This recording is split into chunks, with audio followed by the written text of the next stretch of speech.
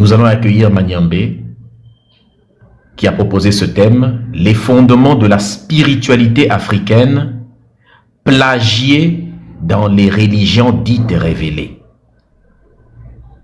Les fondements de la spiritualité africaine ont été copiés, ont été plagiés. Et aujourd'hui, on vous le sert comme religion dite révélée. Et c'est ce thème que nous allons aborder.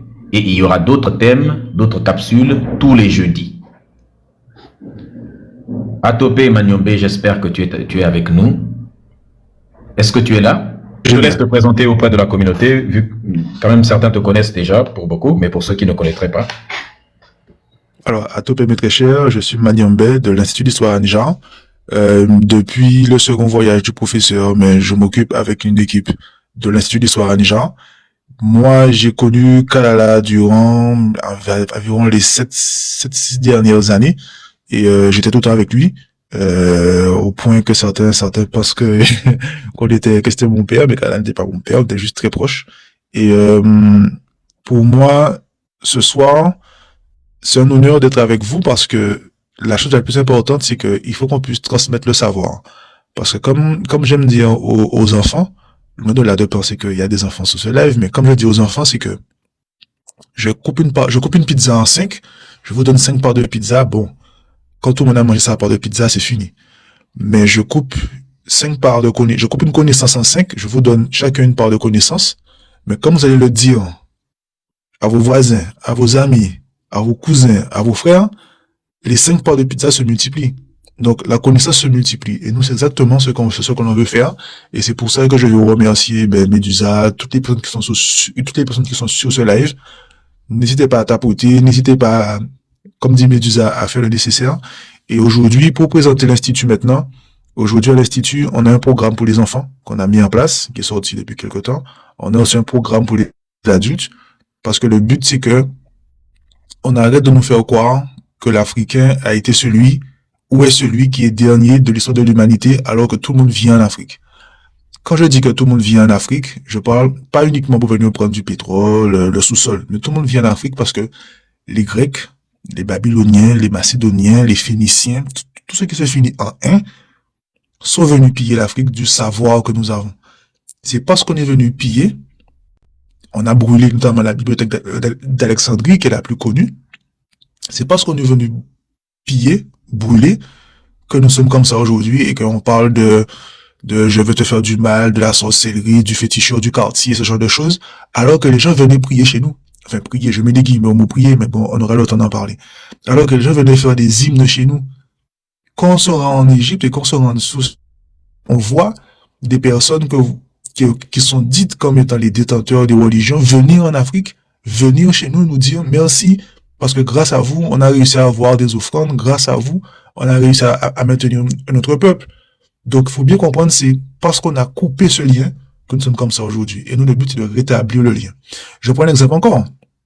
Alexandre le Grand. Bon, il n'est pas si grand que ça, parce que Alexandre le Grand, que tout le monde connaît, il arrive, il est en train de se rendre justement vers l'Égypte. On lui dit qu'il va y avoir une éclipse. Alexandre le Grand ne sait même pas qu'est-ce qu'une éclipse. Qu'est-ce qu'on lui dit? On lui dit, mais il y a quelques Égyptiens, ils savent qu'est-ce qu'une éclipse. Alors Alexandre le Grand dit, oui, mais bon, c'est pas grave, moi, je suis Alexandre le Grand. Il lui dit, oui, mais si tu ne parles pas de l'éclipse, personne ne va continuer à te suivre. Qu'est-ce qu'Alexandre le Grand fait? Il est grand. Il appelle les Égyptiens, il appelle les Africains, et il leur dit, est-ce que vous pouvez expliquer à mes troupes comment, qu'est-ce qu'une éclipse? Parce que moi, je peux pas l'expliquer. Donc, on lui explique, et c'est de là que les Européens connaissent la notion d'éclipse. Donc, il faut bien comprendre que, je parle de l'éclipse, mais on va voir par rapport à la spiritualité, mais on peut même prendre aussi les Grecs, Hérodote, Platon, eux tous, ils disent, nul ne sait éduquer un enfant mieux qu'un Africain. Aujourd'hui, lorsqu'on dit ça, on a l'impression qu'on marche sur la tête. Alors que, à cette époque-là, tout le monde disait, nul ne sait mieux éduquer un enfant qu'un Africain. D'accord? Quand on va chez Hérodote, Platon, tout ça, le ciel, livre 1, eux-mêmes, ils disent qu'ils ont copié toutes nos divinités pour pouvoir faire leur divinité. Athéna, Zeus, tout ça. Donc, bref. Là où je veux en venir, c'est que vous avez déjà, on a tous grandi en Afrique, dans la Caraïbe. Vous allez comprendre ce que je veux dire. Aujourd'hui, notre cerveau, c'est comme une barrière. Notre cerveau, si vous voulez, nous on est des taureaux, des vaches, des brebis, et il y a une clôture autour de nous. Et dans la clôture, il y a un trou. Eh bien, notre cerveau, aujourd'hui, c'est ça, il y a un trou. On a retiré toutes les brebis qui s'appelaient nos divinités, notre ancestralité, nos fondements, et par ce trou, on a fait rentrer celui qui crie et Allah à lui l'eau. Mais initialement, il n'y avait pas tout cela. Donc, je ne vais pas être plus long, je vais laisser Médusa continuer à parler. Mais une chose qui doit être claire, mes très chers. Aujourd'hui, grâce aux réseaux sociaux, grâce au travail que fait Médusa et toutes les autres personnes, mes très chers, il faut que le savoir revienne à la maison. C'est-à-dire le trou qu'on a là dans la clôture, il faut maintenant mettre les éléments qu'il faut pour pouvoir empêcher à la bêtise de rentrer, le vide humain. Et ça, je vais prendre le temps de développer qu'est-ce que le vide tout à l'heure. Médusa, je te passe la main. Merci beaucoup, Maniambé.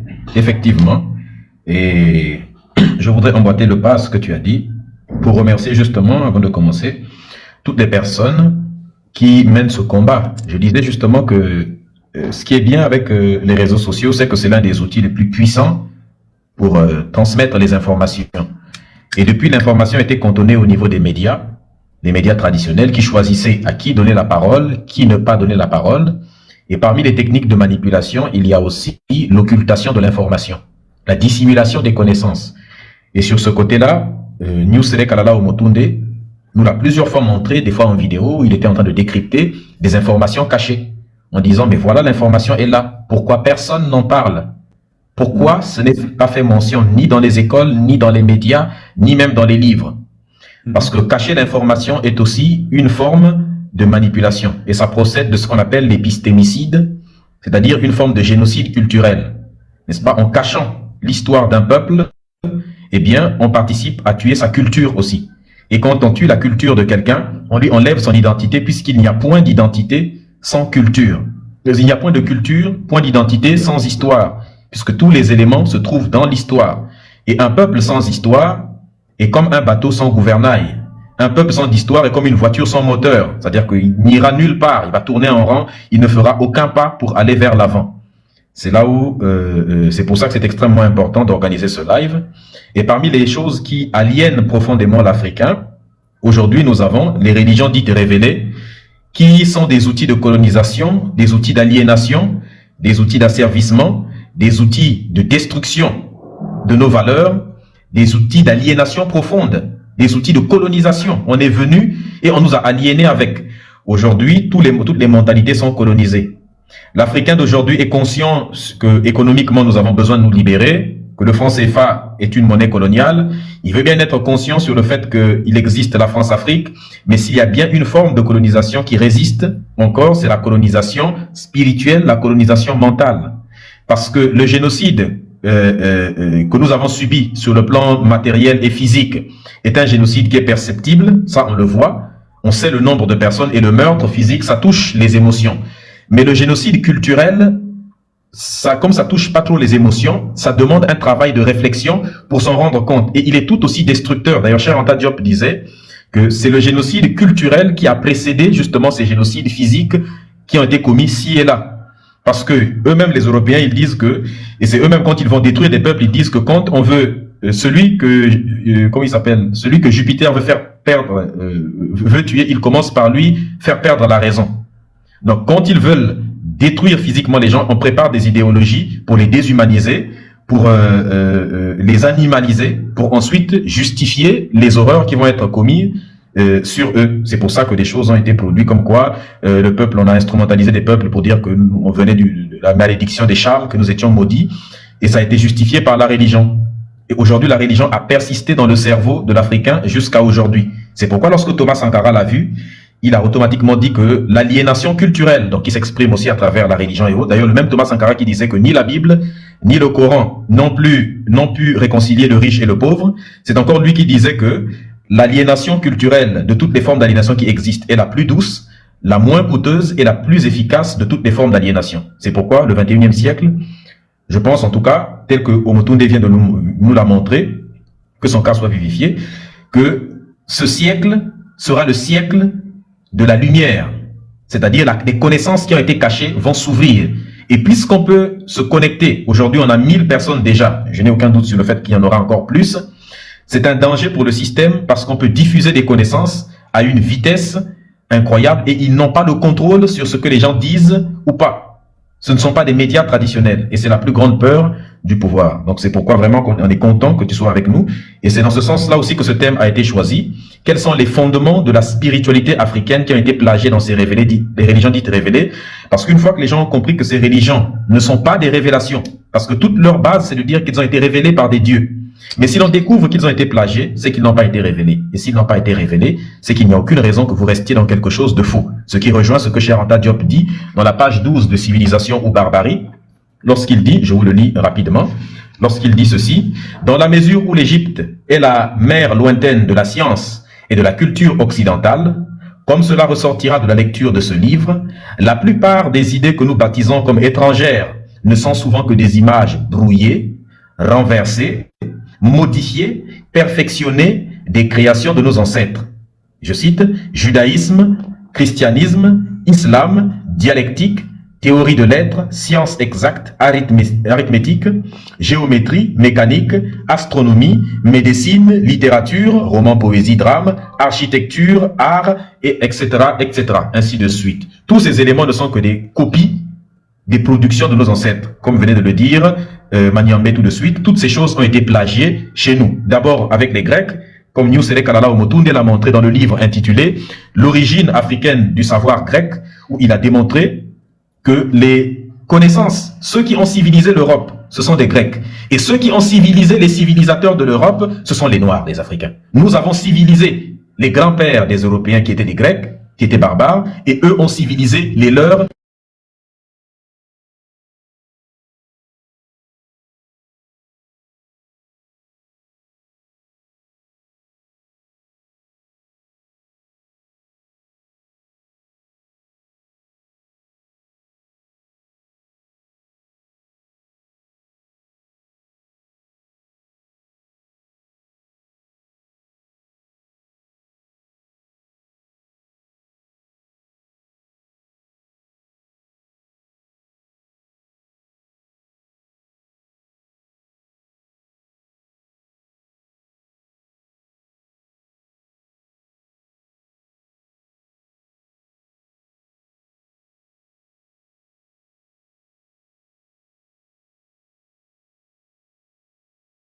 Idée que vous validez, que vous avez appris à l'école.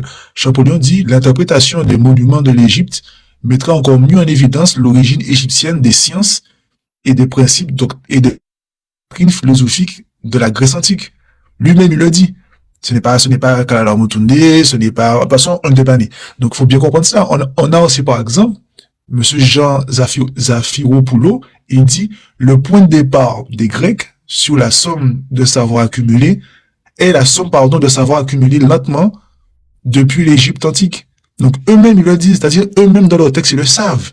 Mais, vous allez taper sur Internet, comment ça s'appelle? Le Collège de France. Et l'origine du mot Europe. Eux-mêmes disent que Europe, c'est grâce aux Noirs, grâce à Cadmos et sa sœur, qui viennent d'Afrique, que le continent Europe s'appelle l'Europe. Quelle discussion qu'on a à avoir encore? Tandis que les Européens n'étaient même pas capables eux-mêmes d'appeler leur territoire Europe. Je ne sais pas si vous vous rendez compte. C'est comme si, moi, Mayambé, Médusa, ou vous qui nous écoutez, votre femme accouche, mais c'est le voisin qui donne le nom à l'enfant. Vous allez me dire, ah, ben c'est pas ton enfant. Donc là, c'est exactement ça.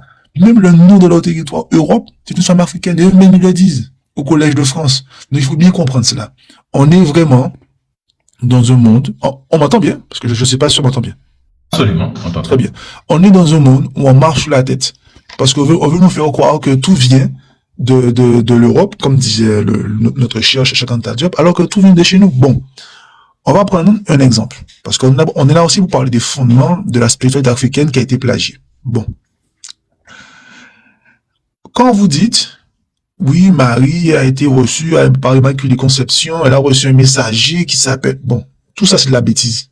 Bon, premièrement, je vais donner un fait factuel. Moi, je me suis rendu en Égypte au temple de Hatshepsut et on voit Djibouti en train de dire à Hatshepsut, il va avoir un enfant par immaculée conception. Moi, je l'ai vu, j'ai la photo.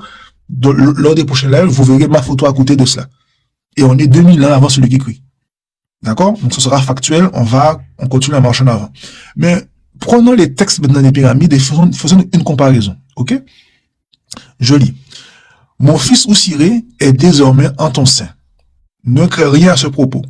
Tu es celle que j'ai choisie pour m'aider à sauver fois les hommes malgré leurs bêtises, entre guillemets, malgré eux. Aussi sera-t-il le signe de ma puissance et de ma bonté, ainsi soit-il fait. Bon, je ne m'arrête même pas sur le ainsi soit-il fait parce que bon. Texte de la Bible, Évangile Luc 1, 28, 35. Sois joyeuse, toi qui es à la faveur de Dieu, le Seigneur est avec toi, voici que tu vas être enceinte, tu enfanteras un fils, et tu lui donneras le nom de Jésus. L'Esprit Saint viendra sur toi, et la puissance du Très-Haut te couvrira de son nom. Bon, vous voyez bien que c'est celui qui a écrit ça là, de l'évangile biblique, il avait le texte d'Osiré à côté. C'est aussi simple que ça. Et ils ont passé leur temps à faire ça, plagiat de ces plagiats. C'est-à-dire que je prends un enfant de 7 ans, pas 5 ans, allez, 7, 8 ans, allez, entre 7 et 10 ans, comme vous voulez. Je lui montre les deux textes. Je lui dis, fais-moi une comparaison de textes. Il me dit, mais monsieur, quand même, vous voyez bien que c'est la même chose. Mais cet enfant-là qui a 10 ans, nous maintenant, on a 20 ans, 30 ans, 40 ans, 50 ans, on réagit comme un enfant face à la religion et face à nous-mêmes. Donc, mes très chers, il faut bien comprendre que lorsqu'on parle d'une annonciation divine, ça vient de l'Afrique. Déjà, lorsque vous dites la terre mère, la terre sacrée, c'est Tanichir, ça veut dire la terre sainte. La première fois qu'on a dit terre sainte de l'histoire de l'humanité, c'est Tanichir, terre sainte. La première fois qu'on a dit parole sacrée, parole divine, parole bénie, Medunechir. La première fois qu'on a dit je suis ressuscité, c'est encore à la maison. Bon. Mais je reste sous l'annonciation divine, on voit bien que les deux récits sont quasiment identiques. On voit bien qu'il y a un enfant qui est venu sauver l'humanité, on l'a mis dans son sein, on parle aussi de la bonté parce que il y a la puissance en toi, la puissance en moi. On voit que c'est la même chose. Donc, mes très chers, il faut qu'on arrête d'être naïf et qu'on ait accès à cela. Mais maintenant, il faut comprendre la différence philosophique et théologique qui est cachée derrière. Parce que dans la pensée africaine, la naissance est perçue comme un acte cosmique voulu par le Créateur, ce qui renforce l'ordre universel. Alors que dans la Bible, la naissance de celui qui crie, c'est un événement d'amour et de grâce, oui, où Dieu agit directement sur terre. Ça veut dire que là où nous sommes dans une relation cosmotellurique, comme le dit le professeur, c'est-à-dire le ciel et la terre et le ciel et la terre et la terre et le ciel, ce qui est en haut et comme en bas, eux, ils parlent que de la terre. Pourquoi? La religion, la Bible, c'est un cadastre.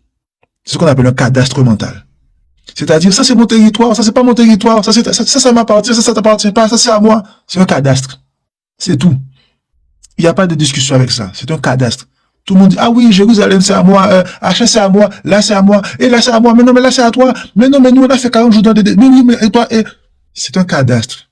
C'est-à-dire que là où nous on parle de relation cosmotellurique pour pouvoir aligner la pensée cosmique et la pensée tellurique, et la pensée tellurique et la pensée cosmique, ceux-là sont en train de se battre pour leur territoire. Bon, d'ailleurs, allez voir sur Internet, hein.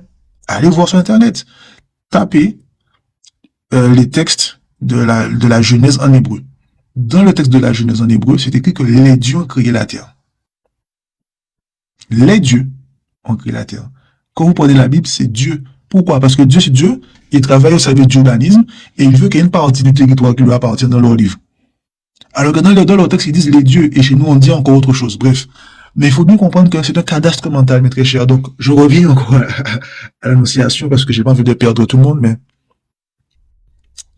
mes très chers, quand on parle de cela, il faut bien comprendre une chose. Aceta, parce que c'est elle qui a la mère divine, la mère primordiale, tout le monde dit oui, c'est de la magie. Écoutez, c'est pas de la magie. C'est juste qu'on essaie de vous faire comprendre d'autres éléments cachés derrière tout ça. On aura le temps de revenir, on fera plusieurs lives, je ne vais pas rentrer dans les discussions. Maintenant, passons encore à autre chose. Texte des pyramides. Ceci est mon fils, mon premier-né. L'ouverture de mes entrailles, c'est mon fils Oussiré, mon bien-aimé, avec qui je suis heureux. Texte biblique, Matthieu 3, 17. Ceci est mon fils bien-aimé, en qui j'ai mis toute mon affection. Bon. Faut qu'on s'assire que 2 secondes. On voit que c'est la même chose. En plus, on peut même aller plus loin parce que les deux phrases, elles parlent de quoi? De fils, désigné comme étant l'autorité supérieure, c'est-à-dire l'autorité divine. On reconnaît son statut spécial. Il y a l'expression amour, mon bien-aimé, mon bienheureux. On voit que c'est-à-dire que, limite, ça devient même dérangeant de montrer qu'il y a plagiat parce que quand on lit le texte, on voit que c'est la même chose. Bon, continuons. Ceux qui sortent à l'ouverture de ma bouche, c'est ce qu'il y a dans mon cœur. Je l'ai vu venir et il l'a vu venir à l'existence. Texte biblique. Texte de Papyrus Lade. Texte biblique. Car Dieu dit, et la chose arrive, il l'ordonne et elle existe. C'est la même chose. C'est exactement la même chose. Bon. Et je ne rentre même pas dans Jésus-Marie, tout ça, parce que c'est la même chose aussi. Donc, il faut mieux comprendre que la parole créateur, parce que souvent, c'est un élément qu'on aime dire en disant que la parole créateur, le verbe créateur vient de, non, ça vient de chez nous. Tout cela. Donc, vous voyez que, déjà, l'annonciation, le fait d'avoir un fils bien-aimé, le verbe créateur, ça vient de la maison, ça vient de chez nous. Bon. Je vais vous raconter une histoire aussi. Je fais la visite du Louvre avec les personnes qui sont sur Paris. Et même des personnes qui sont en Europe. Suisse, Allemagne, Belgique, qui viennent et passent la journée avec nous. On se rend au Louvre. On discute. La première stèle qui montre, que je leur montre, qu'ils voient en tout cas, la stèle dit Oussire Neb Ne E. Alors ils me disent, mais qu'est-ce que ça veut dire Oussire Neb Ne E? Je leur dis, mais ça veut dire Oussire, c'est Osiris. Parce que Osiris, son nom grec, hein, son nom vrai, c'est Oussire. Bon. Oussire, Neb, ça veut dire Seigneur, et Ne-E-E, là, en l'occurrence, c'est écrit E-E, ça veut dire éternel. Donc, quand on lit la phrase, ça veut dire Oussire, Neb, Ne-E-E, Oussire, Seigneur de l'éternité. Une fois une dame est venue, elle était adventiste, elle n'est pas restée 4 heures, à attendre sur une chaise parce qu'elle allait faire un malaise.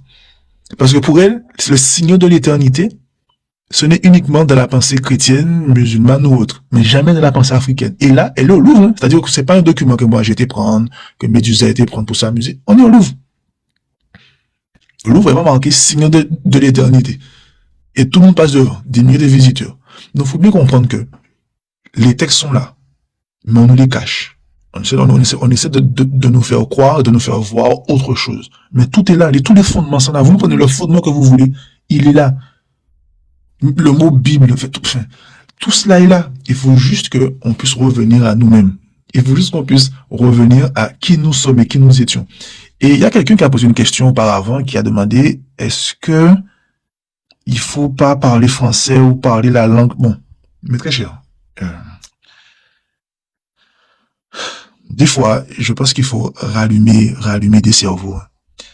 Moi, quand une fois, je me suis demandé, oui, mais moi, je parle pas la langue de mon pays, donc, je parle pas la langue, par exemple, Wolof ou Yoruba, la langue que vous voulez. Donc, est-ce que vous pensez que mes ancêtres sont avec moi? Je lui dis, mais, tu sais que tes ancêtres sont avec toi, peu importe où tu vas. Ils sont là. Maintenant, est-ce que toi, tu veux discuter avec eux? C'est ça la vraie question. Il me dit, oui, mais, il faut pouvoir parler la langue. Je lui dis, attends, tu marches dans la rue, tu vois une superbe jeune fille, vous vous regardez, ça s'appelle le coup de foudre. Est-ce que vous avez parlé?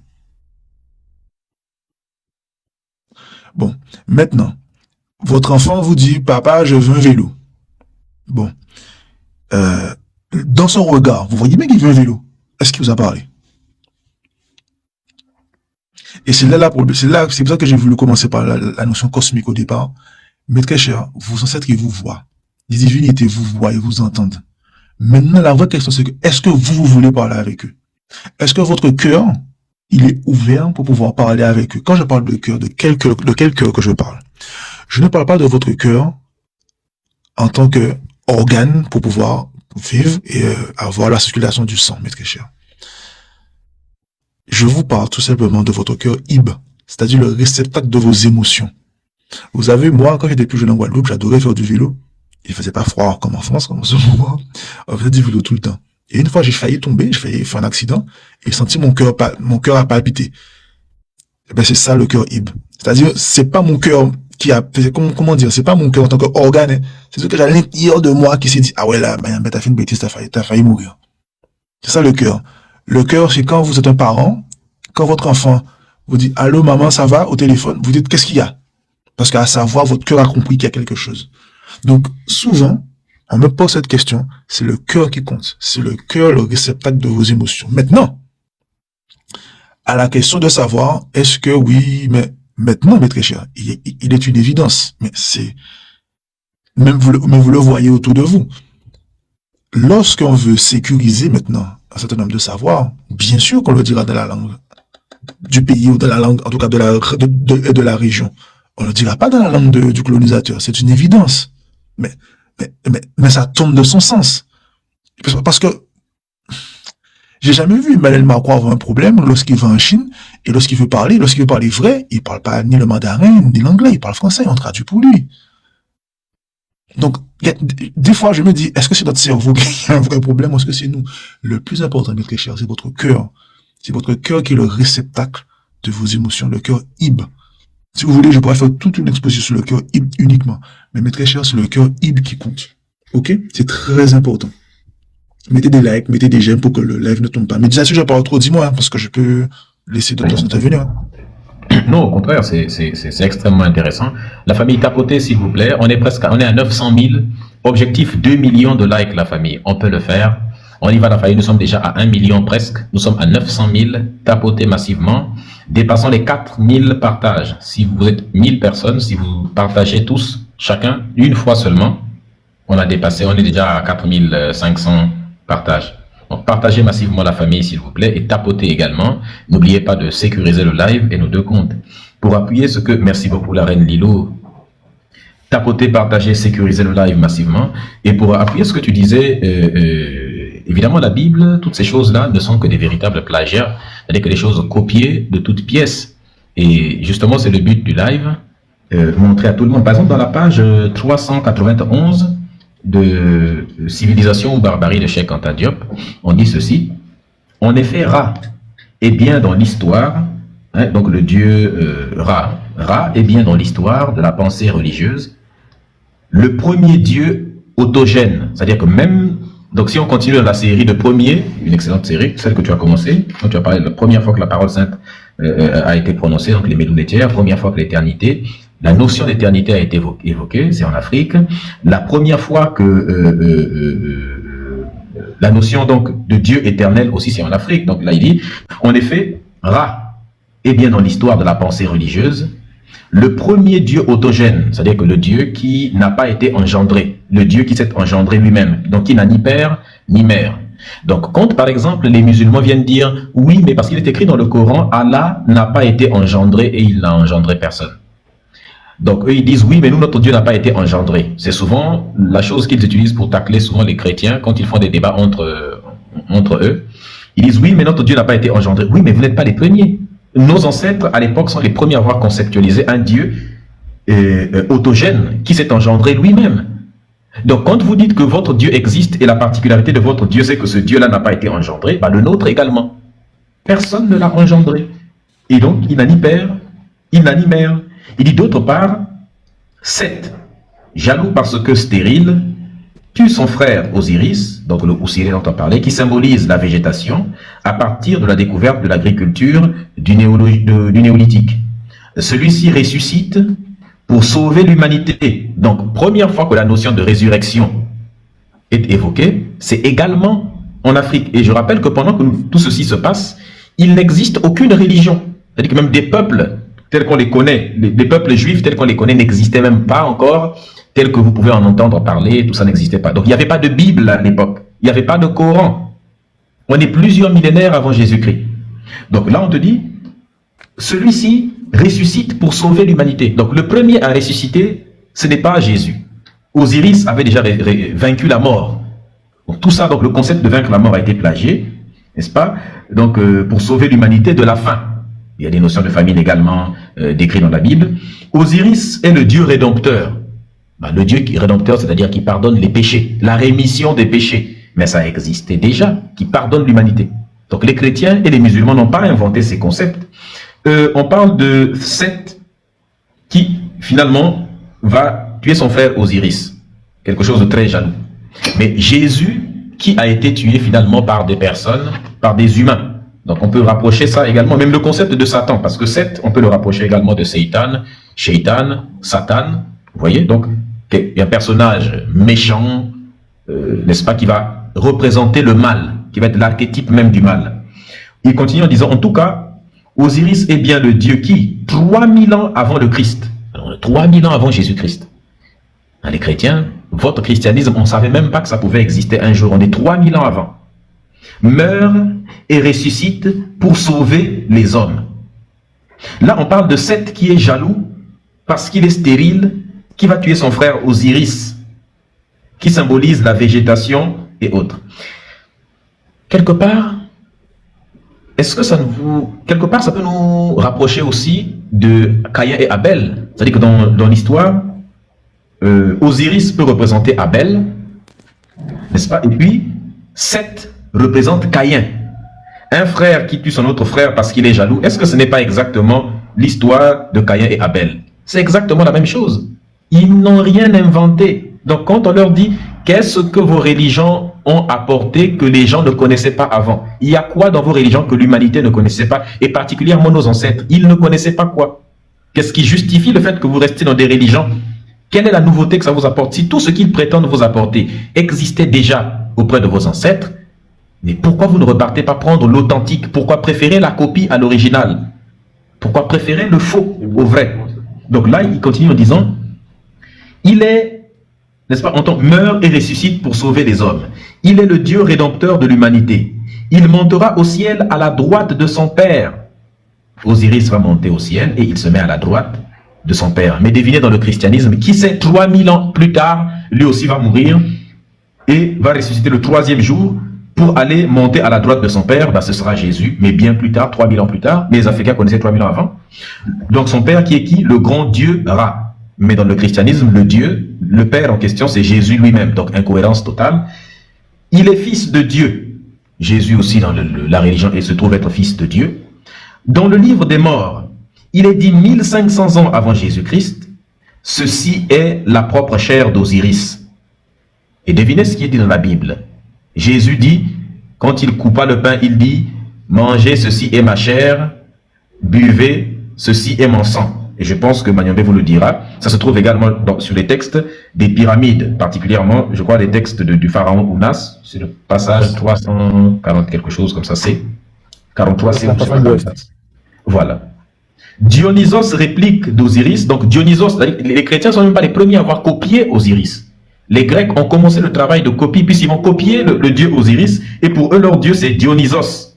En Méditerranée septentrionale, la Méditerranée du Sud, dira 500 ans avant Jésus-Christ, bois, ceci est mon sang, mange, ceci est ma chair. La Bible, le Nouveau Testament viendra prendre ce truc bien plus tard, après Jésus-Christ, pour venir coucher ça en écrit. C'est pour ça qu'il n'existe aucun texte original du Nouveau Testament, parce que les textes originaux, ce sont justement ceux-là dont on parle. Tous les textes ne sont que des copies, des copies, des copies. Il y a 54 000 copies, selon Bart Ehrman, qui est bibliste et théologien du Nouveau Testament. Mais les 54 000 copies, d'où ça vient? Les 54 000 copies en question, en réalité, ce sont des éléments originaux, ce sont des copies qui ont copié cet original dont on parle. Et l'on voit comment la dégradation de pareilles croyances peut conduire à la notion de sorcier mangeur d'hommes en Afrique. La cosmogonie égyptienne dit également ceci, je cite, « J'étais un, je devins trois ». Ça vous rappelle quelque chose? Ça, c'est dans la cosmogonie égyptienne, où on dit « J'étais un, je devins trois ». C'est la Trinité. Donc même le concept de la Trinité, les catholiques, par exemple, se masturbent beaucoup avec la Trinité. Il y a un perdu là, qui fait souvent des lives, qui insulte les gens tout le temps sur ses lives, en mettant Trinité, Père, Fils, Saint-Esprit. Allez dire au perdu en question, celui qui, d'ailleurs, il m'a même insulté, quand je voulais monter sur sa live, il y a un perdu là. Il racontait à chaque fois sur son live, oui, ils mettent le Père, le Fils, le Saint-Esprit, le Père n'est pas le Fils. Vous le connaissez, non? Il s'appelle comment déjà? Et il fait des lives tout le temps sur ça. Je ne sais pas pourquoi les gens partent se faire insulter là-bas. Il est totalement hystérique. Et donc, il dit que la Trinité, c'est la seule vérité, ça vient de Jésus. Bon, la Trinité, elle est là. Elle vient de l'Égypte antique. N'est-ce pas? On est 3000 ans avant Jésus-Christ, on a déjà la Trinité. Cette notion de Trinité remplit toute la pensée religieuse égyptienne et se retrouve dans les multiples triades divines telles que celle de Osiris, Isis et puis de Horus. On la retrouve aussi dans celle de Ra, n'est-ce pas? Donc le matin, le midi et le soir, et ainsi de suite. Il poursuit, je termine en disant, même le terme Christ ne serait pas de racine indo-européenne. Même Christ, il s'appelle Balzac, voilà. Même Christ, il viendrait de l'expression égyptienne pharaonique Ker Secheta, qui signifie celui qui veille sur les mystères et qui était appliqué aux divinités Osiris, Anubis, etc. Il a été appliqué à Jésus qu'au IVe siècle par contamination religieuse. La Génus, symbole à tort, reçoit sur elle un rayon descendu du ciel et se fait enfanter, n'est-ce pas, le dieu Apis. Il s'agit sans conteste possible d'une préfiguration de l'Immaculée Conception de la Sainte Vierge en question. Donc l'Immaculée Conception dont les chrétiens se prévalent existait aussi déjà. Mais qu'est-ce que vous avez finalement inventé? Rien. Tout est une copie. Je salue Modibo Fakoli qui nous a rejoint dans les commentaires. Je te laisse la parole, Maniombe. Donc c'était juste pour confirmer, pour soutenir ce que tu disais, évidemment, avec le texte. Non, mais ce que tu dis, c'est très intéressant parce que il y a beaucoup de choses que j'ai relevées. Alors, premièrement, quand on parle de auto-engendré, je n'étais pas au courant par rapport aux musulmans qui bombaient le torse un peu par rapport à ça. Bon, de toutes les façons, il y a une phrase qui est claire. Carla le dit dans son livre Cosmogénèse. Bon, on va pas rentrer dans les détails ce soir. Je vous lis la phrase en 2 secondes. Donnez-moi juste un instant, parce que je suis sorti. Donnez-moi un instant. C'est d'autres. C'est écrit, je suis l'Éternel, je suis Ra, qui est sorti du Noun. Ça veut dire que il était dans le Noun et qu'il s'est auto-engendré. Donc l'autogestation, ça vient de chez nous. Ikne et repère un Noun. C'est aussi simple que ça. Donc l'autogestation, auto-engendrée, oreille, c'est bon. Ok, la résurrection. Je me suis moi personnellement rendu en Égypte avec beaucoup de personnes. J'ai des photos, hein, de façon de moi en Égypte, dans le tombeau d'Ounas, où c'est écrit, Ounas, il n'est pas mort, il n'est pas mort, il est en vie, il est en vie, il n'est pas mort, il est ressuscité, il est monté s'asseoir à la droite du Père. Hein. Moi, j'ai la photo à côté. Hein. D'accord? Ça, c'est le tombeau d'Ounas. C'est à Saqqara. Ceux qui sont intéressés en fleuve voyage d'Égypte, venez avec nous. Donc, résurrection, c'est réglé. Maintenant, lorsqu'on parle de Dieu, de Ra, wow. Bon, quand vous dites Dieu unique, c'est Netcherwa. Netcherwa. Ceux qui viennent au Louvre, parce que souvent, on nous dit, oui, le Louvre a volé les trucs de l'Afrique et tout, mais venez quand même apprendre votre histoire. Parenthèse, un enfant qui a 7 ans, il a fait la visite du Louvre avec moi, et il m'a dit, mais, ok, on nous a volé. Ok, c'est chez eux. Mais si nous-mêmes, on n'est pas capable de lire ce qui est écrit, alors que ça nous appartient, mais à quel moment on peut dire que c'est le nôtre? Parce que si quelqu'un vient chez moi et vole ma PlayStation, d'accord? Quelqu'un vient chez moi et vole ma PlayStation. Et moi, quand je vais à la police, je dis à la police, oui, mais je ne sais même pas quelle est ma PlayStation parce que je ne veux pas la reconnaître. Qu'est-ce que la police me dira? Il me dira, mais Mayambe, monsieur, ce n'est pas votre PlayStation parce que vous ne pouvez pas la reconnaître. Il n'y a aucun élément qui vous prouve que vous pouvez le reconnaître. Donc c'est exactement ça. Il faut qu'on arrête, mes très chers. Oui, ça a été du vol, mais si nous-mêmes on n'est pas capable de reconnaître le vol, à quoi ça sert? Bon, je referme la parenthèse. Lorsqu'on parle de Dieu, Netcherwa, Dieu l'unique, je suis le maître de l'éternité, Ikne et je suis l'éternel, Ik Imen. Bon, je suis le Dieu invisible de forme, Iknetem. Je suis le maître de tout ce qui existe. Bon, mes très chers, vous voyez très bien qu'en matière de Dieu, ce qui existe, ce qui n'existe pas, nous sommes les meilleurs. Personne n'a à nous apprendre qu'est-ce que cela veut dire être meilleur, pas meilleur, je suis avant toi, pas. Et bon, le Cheikh nous a parlé de Ra. Ra, c'est aussi le monde de la lumière. On a vu aussi que Ré s'appelle des fois, comme je dis, Netcherwa, c'est-à-dire l'unique, le créateur universel. Mais ça s'appelle aussi Kepri, celui qui vient à l'existence, et l'existence, celui qui devient existant. Mais ça s'appelle aussi Amon, c'est-à-dire le Dieu invisible, caché aux yeux des hommes, mais qui est l'énergie mondiale. Mais ça s'appelle aussi Amon, le Dieu caché, qui manifeste sa présence par sa lumière divine. Donc, même dans les textes égyptiens des pyramides, qu'est-ce qui est écrit?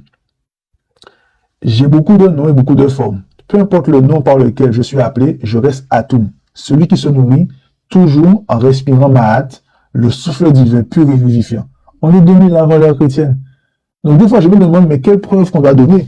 Qu'est-ce qu'on va donner de plus pour dire que c'est l'Afrique qui a mis tout ça en place? Bon, quand on dit, je suis assis à la droite de Dieu, Balivion, quand vous allez à l'ancien musée du Caire, c'est-à-dire que ce n'est pas ni Médusa, ni moi, ni Kenny Mutunde ou Chekanta, je pense à l'ancien musée du Caire, c'est-à-dire que vous prenez un billet d'avion, vous allez à l'ancien musée du Caire et on y va. C'est écrit une fois après avoir fait le livre comme notre discussion, le livre des morts. D'ailleurs, quand les gens disent, oui, la résurrection, c'est un principe qui vient des religions dites révélées. Attention, hein. Nous, on a un livre entier qui parle de la résurrection. C'est-à-dire, on n'est pas en train de dire, oui, la résurrection. On a un livre entier qui parle de la résurrection. Ça s'appelle le livre de la sortie de la lumière du jour. On parle de tout un livre où on parle de la résurrection. C'est pas une résurrection, bon, le mot est quelque part gravé, on ne le voit pas très bien. On a un livre entier. Bon, je voulais faire ça, c'est le moment de la parenthèse. Donc, être assis à la droite de Dieu, vous allez dans le musée, vous voyez tout le monde assis à la droite de Dieu. Parce que le but de la résurrection, le but du jugement dernier, du jugement des morts, c'est que quand tu décèdes, que ton âme puisse passer toutes les étapes et après que tu puisses t'asseoir à la droite du Fils de Dieu. En parlant du Fils de Dieu, vous vous rendez au Louvre. Pourquoi j'aime dire le Louvre? Pourquoi j'aime dire les musées? Parce que nous, on aime beaucoup parler, mais on n'aime pas venir sur place voir. Alors que c'est là. Des gens font 20 ans à Paris, 30 ans à Paris, ils vont jamais au Louvre et ils peuvent même pas aller et voir ce qui est écrit. Bref. On veut aller à Dubaï, on veut aller à Boston, on veut aller en Chine pour montrer qu'il fait. En Chine, encore, on peut faire du business. On veut aller en Chine pour montrer qu'on était en Chine, pour montrer qu'on était partout, mais on va jamais dans les musées. Être assis à droite de Dieu, c'est réglé. Le Fils de Dieu, ça veut dire, c'est Sarah. Quand c'est écrit Sarah, ça veut dire Fils de Dieu. 2000 ans avant l'heure chrétienne. Vous allez au Louvre, c'est écrit Sarah, 1500 ans avant l'heure chrétienne. Ok? Bon. Donc, Fils de Dieu, c'est réglé. Droite de Dieu, c'est réglé. Le Dieu, c'est réglé. Résurrection, c'est réglé. Dieu unique, c'est réglé. L'autogestation, c'est réglé. Je suis invisible, c'est réglé. Je suis l'éternel, c'est réglé. Je suis le maître de l'univers. Ikmechewa. Wawa, c'est réglé. Je suis le maître de l'univers. Je suis le grand Dieu. Ikta. C'est réglé. On est d'accord? Bon. Maintenant, lorsqu'on parle de la Trinité, moi j'adore aborder ce sujet-là parce que et en plus c'est un signe que tout le monde fait, le signe de la croix dans les religions. Bon, le signe de la croix dans les religions, c'est un signe que tout le monde fait. Même les footballeurs, avant de monter sur le terrain, ils font le signe de la croix. Même, vous voyez, des gens, avant de monter sur scène, ils font le signe de la croix. Donc ils font au nom du Père, le Fils et de cet Esprit. Comme dit le professeur, mais pourquoi ils font le Saint et l'Esprit séparés?